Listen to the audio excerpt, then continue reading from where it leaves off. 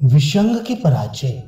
श्री हयग्रीव जी कहते हैं, हे अगस्त्य, उन शक्तियों द्वारा तिरस्कारमय वचनों से खड्ग द्वारा दैत्यगण से विड़ंब करने के अनंतर शक्तियों के आवाहन को सुन आवरण शक्ति अड़मा आदि प्रमुख सिद्धियों ने दैत्यों के इस धूर्तगमिता पूर्ण आगमन को जानकर तब अपने अपने वाहनों पर सवार हो शस्त्रों और अस्त्रों से सज्जित हो दैत्य सेना से भिड़कर बलवत्तर वेग से युद्ध किया। क्रमशः रथ में बैठी सभी शक्तियों ने इस तुमुल युद्धनाद को सुना। कामेश्वरी प्रमुख नित्या देवियों ने श्री देवी को सारा वृत्तांत कहा। अब वे नित्याएं श्री देवी की आज्ञा से शस्त्रों और अस्त्रों से सज्जित हो युद्ध के लिए चली।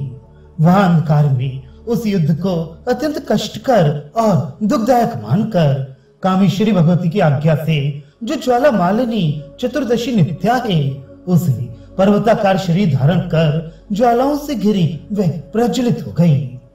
जब ज्वाला द्वारा चारों ओर 1 योजन की दूरी तक फैला हुआ भूमि भाग प्रकाशित हो गया, तब वहां शक्तियों ने असुरगण के साथ युद्ध किया। शक्तियों ने युद्ध में आए हुए दैत्यों को विविध शस्त्रों से प्रहार कर मार भगाया। इस प्रकार उन असुरों को युद्ध कर शीघ्र ही यमलोक पहुंचा दिया। अब अवशिष्ट बच्चे दैत्यगण भागने लगे। वे शक्तियों से घिरे हुए कहीं भी निकलने का मार्ग ना पा सके। शक्तियों के गणों द्वारा मारे गए वे दैत्य हाहाकार पूर्ण क्रंदन विलपन करने लगे। दमन आदि महादैत्यों ने उस भीषण दैत्य वध को अपने आंखों से देखकर बाणों द्वारा वर्षा करते हुए शक्तियों को चारों ओर से अत्यधिक रोके रखा। उन्होंने ऊपर की ओर तथा नीचे की ओर छोड़े जाने वाला अस्त्रों से शक्तियों पर चारों ओर से प्रहार किया। इस प्रकार दैत्यगण द्वारा संगबद्ध प्रकर्ष रूप से घना प्रहार शक्तियों पर किए जाने से उन्होंने भी अपने शस्त्रों से गिरे शिखरों पर घने बादल जैसे बरसाते हैं उसी प्रकार शस्त्रों की वर्षा की। शक्तियों का दमन आदि के साथ 1 मुहूर्त तक युद्ध हुआ। तब तक दैत्य सेनापति बलवान दमन आदि दैत्य गण ने विविध शस्त्रों तथा अस्त्रों के वर्षण से शक्तियों को अत्यंत विकल बना दिया। नष्ट वाहनों वाली, नष्ट शस्त्रों वाली, नष्ट अंगों वाली और प्राणहीन हुई। वे शक्तियां दैत्य शस्त्रों के प्राण लेने वाले आघात को न सह सकी। कई शक्तियां मूर्छित हो गईं। कई शक्तियों ने अपने प्राण त्याग दिए। बहुत सी अनेक शस्त्रों से खंड खंड हो अंग भंग वाली कर दी गई तथा अन्य शक्तियां विधिवत अंग हो निष्प्राण बन गई। इस प्रकार शक्तिगण को बहुत अधिक संख्या में युद्ध में मृत देखकर कामेश्वरी प्रमुख बलवत्तर तिथि देवियों ने रथ पर सवार हो अत्यंत क्रोध किया। दमन आदि 15 राक्षसों के साथ युद्ध करती हुई शक्तियां अपनी समान संख्या में युद्ध में लड़ने के लिए भिड़ पड़ी। बलवीर से परिपूर्ण उन्होंने शस्त्रों व समूहों से प्रबल युद्ध किया। शत्रुओं द्वारा शस्त्रों के प्रयोग करने पर प्रतिरोधी शस्त्रों द्वारा अस्त्रों को काटकर अत्यंत रण कौशल से दैत्यगण के ऊपर तीक्ष्ण बाणों से मर्म स्थान पर आघात किया। इस प्रकार उन शक्तियों से बुरी तरह प्रताड़ित हो दैत्यगण बहुत क्रुद्ध हुए। उन्होंने वीरता और साहस के साथ अत्यंत अद्भुत युद्ध किया।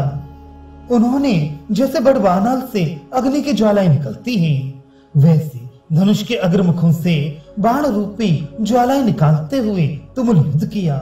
इस प्रकार लोगों को दहन करती हुई सी वे शक्तियां युद्ध प्रांगण में शोभित हुई। अनंतर वे तिथि देवियां उन अद्भुत पराक्रमशील राक्षसों, घोड़ों, रथों, सारथियों तथा पताकाओं को छिन्न भिन्न कर क्रम क्रम से उनके धनुष को काट कर भयंकर तीक्ष्ण भालों द्वारा तीव्र वेग से दैत्यों के सिर काट लिए। अब युद्ध में दमन आदि दैत्यों के नष्ट हो जाने पर दैत्यों में सुवर्ण जो बच गए थे वे भय से 10 दिशाओं में भागने लगे। हाथियों पर सवार होकर विषंग राक्षस सेना को लेकर 15 शक्तियों के साथ लड़ा। अत्यंत रोषाभिष्ट हो वह बलवान अकेला ही पर क्रम से अनेक शक्तियों से लड़ा। अनंतर धैर्य से युद्ध करते हुए उसे चारों ओर से घेर कर कामेश्वरी आदि प्रमुख नित्याओं ने बाणों की वर्षा कर दैत्य सेना पर आघात किया। अब कामेश्वरी ने युद्ध में भिड़े हुए विषंग को कहा, हे दुष्ट दैत्याधम, तेरे प्राणांतकारी युद्ध से बस कर, अब बहुत हो चुका। शस्त्रों को यहीं छोड़कर पैदल हो सुखपूर्वक शीघ्र पीठ दिखाकर चला जा। तेरे अकेले द्वारा बहुत शक्तियों से युद्ध करना अनुचित लगता है। कामेश्वरी का वचन सुनकर वह महादैत्य अत्यंत ठट्ठा मारकर जोर से हंसी में बोला, हे दुष्टे, तू व्यर्थी क्यों बढ़ बढ़कर बातें बनाती है? लगता है लज्जा को तो कहीं दूर ही छोड़कर आई है। मैं अकेला क्षण भर में शक्तियों की इस सारी सेना को मारकर ललता को बांधकर प्राणहीन बना ले जाऊंगा और शस्त्रों को तेरे सामने से ले जाऊंगा। इसमें कोई संदेह मत समझना। स्त्रियों पर सर्वथा करुणा करना मेरा स्वभाव है। इससे दीर्घ काल तक मैंने तेरे सामने शस्त्र का प्रयोग नहीं किया। ये कहकर उसने अत्यंत तीक्ष्ण भालों से उन शक्तियों में से प्रत्येक को पृथक पृथक मारा। इसे सुनकर आद्या नित्या बोली, ऐसी बात ही है तो मुझ अकेली के साथ तेरा बराबरी के संबंध का शीघ्र युद्ध हो। उस दैत्यराज को इस प्रकार कहकर फिर महेश्वरी ने कहा, हे भगवानी प्रमुख देवियों, मेरी बात खूब ध्यान से सुनो। मैं इस राक्षस से लड़ती हूँ। तुम लोग जैसे ही है भाग कर न जाने पाए, वैसे ही सब ओर से सावधान होकर इसकी रक्षा में तत्पर रहना। ये कहकर दृढ़ बाण से दैत्य को बींधकर भगवती ने कहा, अरे मूढ़ दैत्य, तू मेरे ऊपर दया के भाव का सर्वथा त्याग कर। अपनी संपूर्ण शक्ति भर दृढ़ मैं तेरे पुरुषार्थ को देखती हूँ। तू वास्तव में पुरुष है तो भाग मत जाना। मैं तेरा वध नहीं करूंगी, तुझे युद्ध से ही भगाऊंगी। इसे पुरुषोचित भावना से सुनकर लज्जाहीन हो युद्ध कर। इस प्रकार कहकर आध्या ने उसके देह में तीक्ष्ण भालों से प्रहार किए। वह भी रोष से खूब बल करके कामेश्वरी भगवती से लड़ा। अनंतर देवी ने अपने कानों तक धनुष की प्रत्यंचा खींचकर बाण से उसके वाहन हाथी के कुंभ स्थल पर छोड़ा। उस बाण से वह हाथी दो भागों में टुकड़े टुकड़े होकर भूमि पर पर्वत के समान निष्प्राण होकर गिर पड़ा। अपने वाहन के मारे जाने पर विषंग भी बाण सहित धनुष को लेकर क्रोध से भट्टी चढ़ा। अत्यंत कुटिल मुख कर युद्ध करने को आधमका। अब कामेशी ने क्षण भर में 3 बाणों से दैत्य के धनुष, तरकस और मुकुट को छिन्न भिन्न कर दिया। तब विशाल कराल तलवार को हाथों में लेकर वह दौड़ा। तब तक देवी ने तीक्ष्ण बाण से उस दैत्य के महाखड्ग को 3 स्थानों पर काटकर कुछ मंद हास्य कर कहा, हे दैत्य, तू शूरों में सर्वश्रेष्ठ है, इस प्रकार कैसे युद्ध करता है? मेरे अंग में तेरा अस्त्र क्यों नहीं लगता? क्या तुझे अब अत्याधिक दया ने घेर लिया है? तू बिना अस्त्रों शस्त्रों वाला क्यों हो गया? क्यों तू उस ललता को बांधकर हमें जीत कर नहीं ले जाता? जरा बता तो सही। तूने व्यर्थी विजय प्राप्ति के उद्देश्य से शस्त्र पाही हैं। यदि अब भी तेरे में विक्रम शेष है तो भागकर मेरे आगे से चला जा। कटु तथा उपहास से भरे कामेश्वरी के वचन को सुन वह दैत्य मुष्टिका बांधकर देवी को मारने के लिए जैसे ही चला, वैसे ही फिर देवी ने 3 बाणों से अत्यंत बलपूर्वक उस दैत्य को बीन दिया।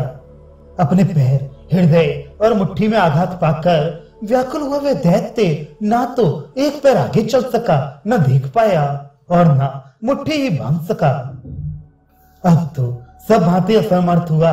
लज्जित हो वह शीघ्र अंतर्धान कर गया। तब तक कामेश्वरी देवी ने बाणों के जाल से सब ओर से दैत्य के मार्ग को रोके रखा, जो अत्यंत ही अद्भुत घटना हुई। सब ओर से मार्ग रोके गए। उस दैत्य ने अपनी माया को फैलाया। उसने शस्त्रों से पत्थर, रुधिर से पूर्ण अग्नि और पर्वतों की वृष्टि की, साथ ही महाभूत राक्षसों, प्रेतों के समूहों को प्रकट किया। जैसे जैसे दैत्य की अति भयदायिनी तथा विकलता उत्पन्न करने वाली विविध माया बनती जाती, वैसे वैसे देवी उसे अस्त्रों से मिटा देती।